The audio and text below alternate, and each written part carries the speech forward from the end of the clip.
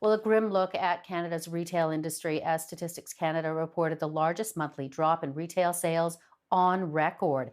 Canada saw a 10% drop in retail sales in March, falling to 47.1 billion as non-essential businesses shuttered their doors. The preliminary estimates for the month of April likely to be worse. Its predicted sales dropped an extra 15 or possibly 16%. Dan Kelly joins me now with more. He is the president of the Canadian Federation of Independent Business. Good to have you on to talk about this, Dan. So a pretty big substantial drop, but would you say not entirely unexpected? No, not at all. I mean, it's pretty hard to make any sales if you're if you're completely shut down. And that has been the case for the vast majority of small or medium-sized retailers across the country.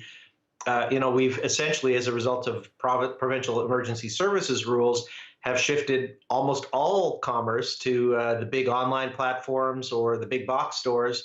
Grocery, pharmacy have remained open, but other than that, the small guys have been shuttered. Yeah, and I was going to ask you about that because they're talking about, I mean, in terms of businesses, obviously, clothing sales, retail, that kind of thing, car dealerships and parts, but really it's the smaller retailers, one would think, that got hit the hardest. They sure did. This really affected Main Street businesses, those small shops across the country that are often the mainstay of smaller rural communities, but even in big cities, neighborhoods are filled with small retail shops, and some of them really have struggled to have any kind of online presence. We have found about 20% of small companies have been shifting to try to pick up some volume. But even in some provinces during the worst of the pandemic, curbside pickup wasn't even allowed to small retailers, only to perhaps hardware stores. So this has really bit those small retailers hard.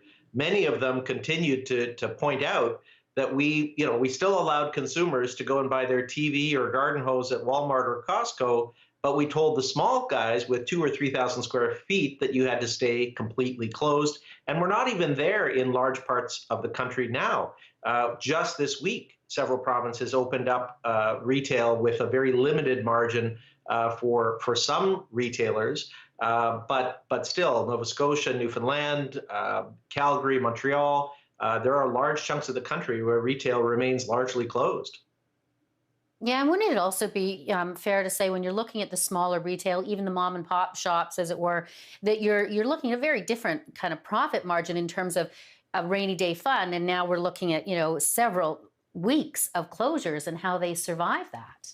That's absolutely right. The small guys just don't have any bandwidth to be able to withstand shocks like this. Of course, beyond that, many of them are sitting on inventory that is no longer relevant. Customers are not looking to buy winter coats or sweaters right now as we start to warm up across the country. So they're having to retool, get new goods in their stores with virtually no money to do that. The supply chain is demanding often that they have to pay up front for these goods because, of course, there's fears of business bankruptcy. So it's a really, really ugly world for a lot of retailers. Even those that are allowed right now to open are deeply worried about whether the customers are going to come back because we've just spent a couple of months telling everybody to stay home. I don't think we're through the worst of this, unfortunately. Okay, Dan Kelly, president of the Canadian Federation of Independent Business. Thank you for joining us. Anytime.